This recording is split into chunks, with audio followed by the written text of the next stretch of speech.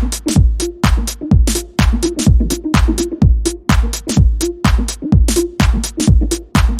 Guys, स्वागत है आपका अपने यूट्यूब चैनल सेल्फ लर्नर में। पिछले लेक्चर में हम लोगों ने नॉन कोप्लानर वेक्टर के बारे में पढ़ा था और उस पर 2-3 क्वेश्चन भी किया था। तो हम लोग स्टार्टिंग से जो कॉन्सेप्ट पढ़ रहे हैं उस पर क्वेश्चन भी लगाते जा रहे हैं और आगे भी लगाते जाएंगे।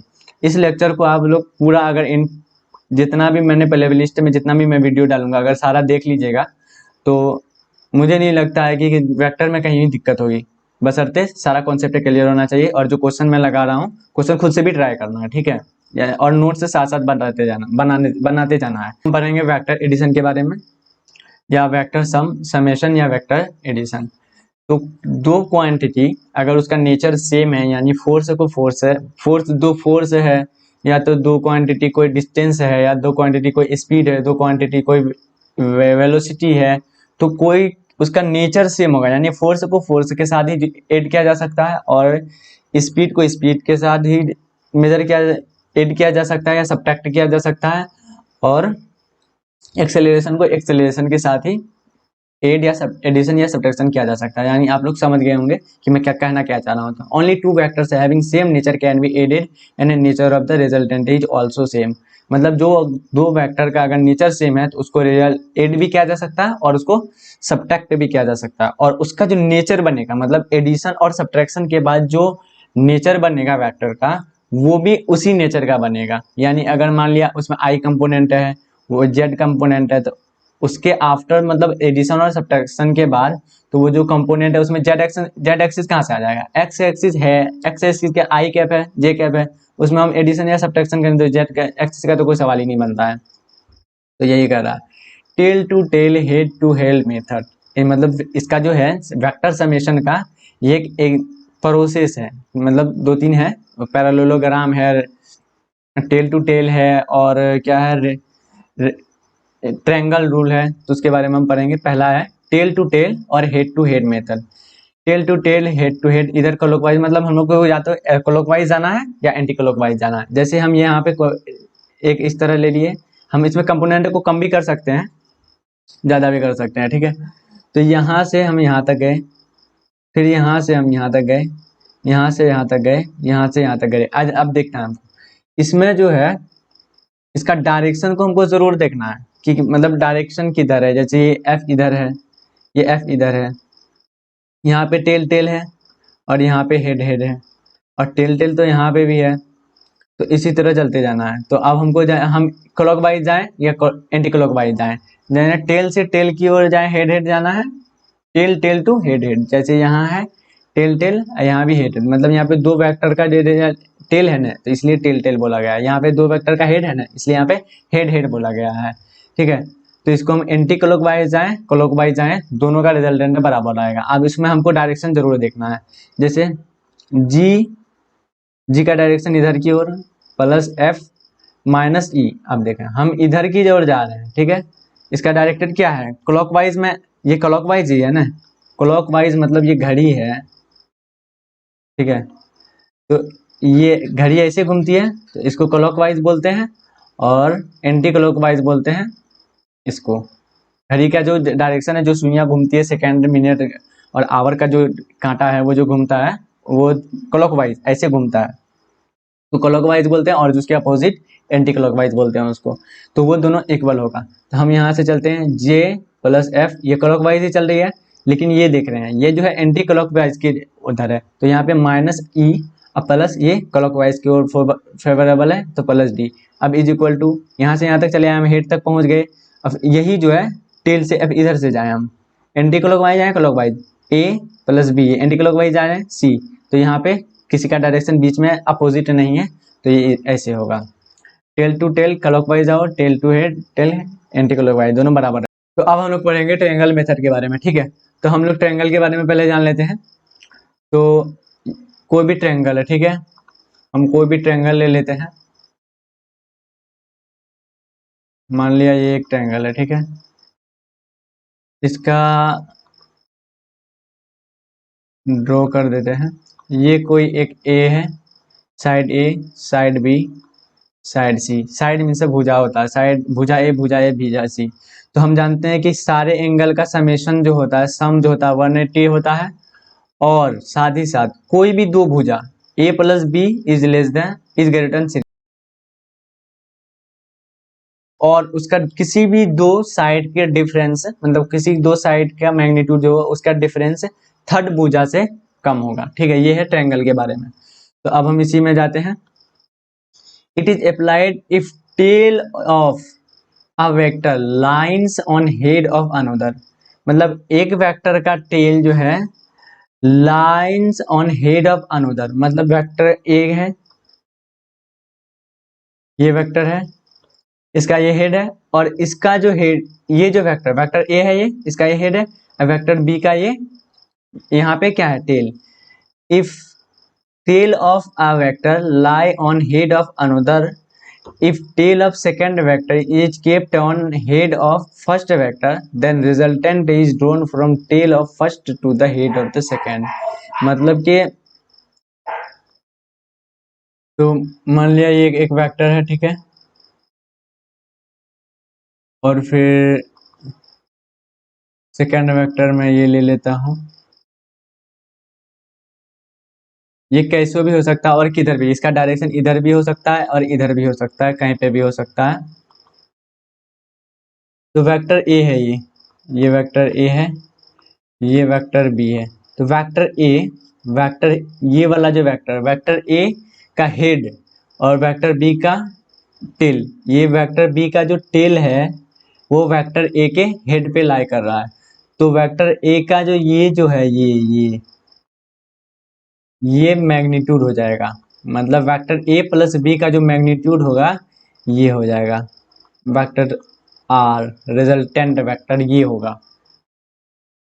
यही कह रहा है कि मतलब वेक्टर ए, एक वेक्टर के टेल पे सेकंड वेक्टर का, एक वेक्टर के हेड पे सेकंड वेक्टर का, सॉरी, एक वेक्टर के हेड पे सेकंड वेक्टर का टेल अगर लाई करे, तो जिस वेक्टर का मतलब एक first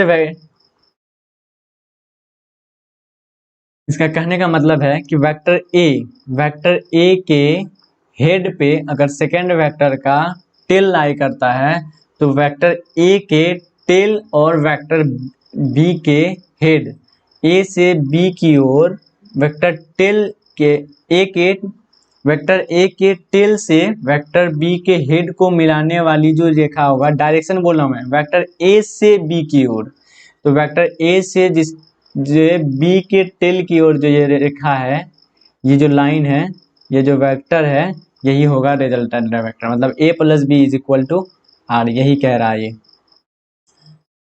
if two vectors represent the rectangular regular sides of a triangle, then third side but it opposite order represent the resultant vector.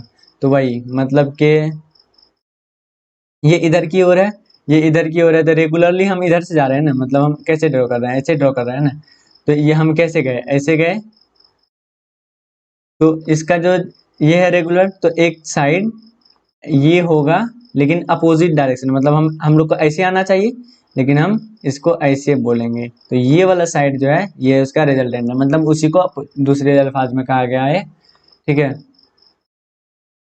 In a triangle O Q M, मतलब कोई जो वेक्टर है, मतलब vector O है ये ए, vector B और vector are. अब इसके बारे में हम इसका मैग्नीट्यूड कैसे निकालेंगे इसके बारे में बोला गया, मतलब वेक्टर आर जो है ये रिजल्टेंट वेक्टर होगा, यहाँ पे ए प्लस बी का रिजल्टेंट यही ना होगा। तो अब हम ए प्लस बी का ड्राइव करेंगे कि ये है क्या। ठीक है, तो in triangle O Q M, मतलब हम कोई ओ क्यू यहाँ पे हम इसलिए लिए कि हमको एंगल मेजर करने में आसानी हुई। ठीक है, ये 90 डिग्री है, तो ये जो है ये एक्स एक्सिस के लोग मान लिया ये कोई ओरिजिन है, इसका जो हम इधर कंपोनेंट निकालेंगे क्या होगा, ये बी कॉस थीटा, ये वाला वेक्टर बी का, और ये बी साइन थीटा क्या है, ये ध्यान रखना है कि एक्स एक्सिस के साथ पॉजिटिव डायरेक्शन में एंगल बनाया है, यानी ये यहाँ पे थीटा है, ये वाला ये एंगल थीटा है। ठीक है, तो B cos theta B sign theta, और ये ए प्लस बी हमको निकालना है क्या है ये। अब हम जानते हैं पाइथागोरस थ्योरम, ए प्लस बी ये मतलब ओ क्यू ट्रायंगल हो गया ना, मैं इसको यहाँ पे लिख देता हूँ।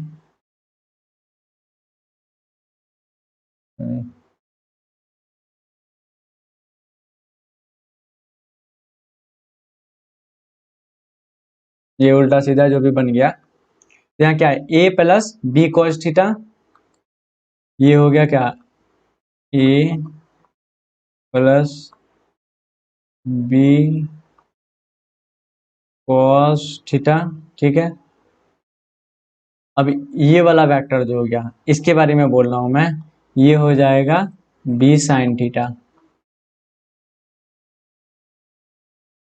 ठीक है। ध्यान रहे, ये यहाँ थीटा बना रहे, तो इधर क्या होगा, बी साइन थीटा, तो ये बी साइन थीटा हो गया। अब हम इसी को यहाँ से, तो हमको निकालना क्या है, ये आर क्या है, ए प्लस बी, अभी जो यहाँ पे बोला मैंने, a plus B is equal to r. तो अब हम इसका स्क्वायर कर देंगे और इसका स्क्वायर कर देंगे, ये परपेंडिकुलर ये है, यहाँ पे 90 डिग्री है, तो ये आर स्क्वायर के बराबर हो जाएगा। उसी को यहाँ पे किया गया है, तो वो आर को लिखा गया है रूट अंडर में, मतलब कि यहाँ पे मैंने जो बोला, तो ये आर स्क्वायर को इधर कर देंगे, तब बी से root under b sine square theta plus b cos theta का होल स्क्वायर, इस पे हो जाएगा। अब हम ए प्लस बी कॉस थीटा को यहाँ पर तोड़ देंगे, तो a square plus b cos theta का square plus 2ab cos theta, ठीक है, यहाँ पे हो गया। और ये बी साइन स्क्वायर थीटा, अब हम जानते हैं, यहाँ पे देखें ये बी है, ये जो बी है, ये बी और यहाँ पे जो बी है, ये दोनों को हम कॉमन ले लें, तो क्या आएगा अंदर में, बी स्क्वायर कॉमन आ जाएगा, cos square theta plus sin square theta, और कॉस स्क्वायर थीटा और साइन स्क्वायर थीटा के बारे में हमको पता है कि cos square theta plus sin square theta is equal to 1, तो दोनों का वैल्यू 1 हो जाएगा, तो बचेगा क्या, बी स्क्वायर मल्टीप्लाई बाय 1, मतलब बी स्क्वायर, यानी ए स्क्वायर, ये दोनों की जगह ये और ये B square cos square theta plus B square sin square theta, दोनों को मिला करके आ जाएगा बी स्क्वायर, ठीक है। तो a square plus B square, बच में क्या बता, 2ab कॉस थीटा, ठीक है। तो यही उसका ये हो गया, मतलब दोनों के, ये थीटा जो है, ये दोनों के बीच का एंगल है, दोनों वेक्टर, दोनों एंगल जो है कॉस थीटा, ये एक्स एक्सिस के साथ दोनों के जो एंगल बना रहा है ना, दोनों एंगल मतलब वेक्टर ए और वेक्टर बी, ये दोनों के बीच का जो वेक्टर एंगल है, उसी को बोलते हैं। अब ये कैसे हो गया, अब हम पता करते हैं। हम क्या बोले थे, शिफ्टिंग एंगल का कॉन्सेप्ट हमको पता है, क्या पता है, ये कोई वेक्टर है जो कि यहाँ पे बी है, अब हमको इसके बीच का एंगल निकालना है, इसको हम शिफ्ट कर सकते हैं, क्योंकि दोनों के एंगल के बारे में हम पढ़े थे कि टेल के बीच में, मतलब दो वेक्टर होता है उसके टेल के बीच में एंगल बनता है।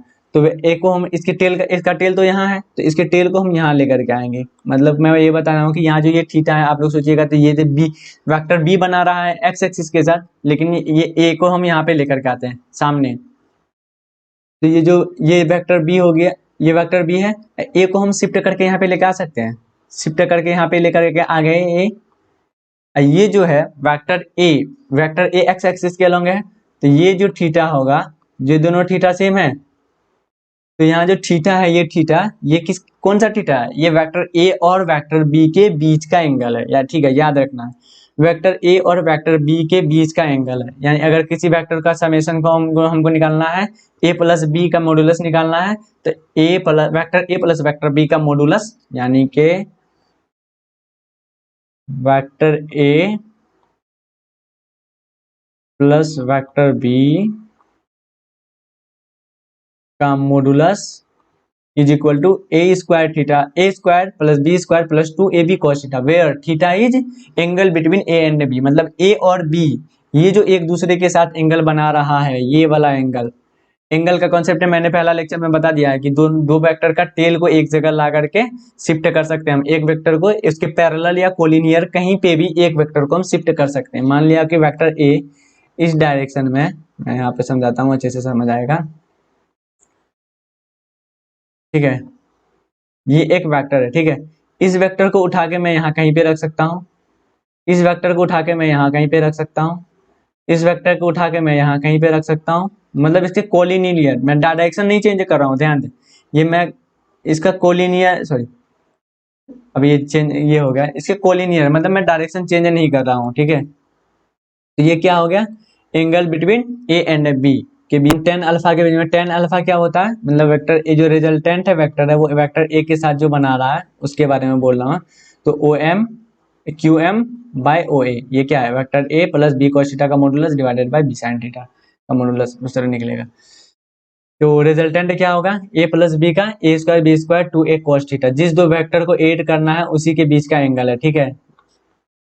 याद रहे आर ए के साथ कितना एंगल बनेगा, ये जो अल्फा है मतलब रिजल्टेंट के साथ ए का कितना एंगल बन रहा है वो अल्फा के थ्रू है ना। F1 plus F2 is equal to, मतलब कोई भी वेक्टर ले लिया उसको इस तरह निकाल लेना, रिजल्टेंट को इस तरह हम लिख सकते हैं, ठीक है। अब हम क्वेश्चन अगले अगले लेक्चर में करेंगे, जिन्होंने जो पूरा जो अभी मैंने पढ़ाया उसको अगले क्लास में रिवीजन करके आइएगा, तब ये अगला लेक्चर समझ में आएगा, नहीं तो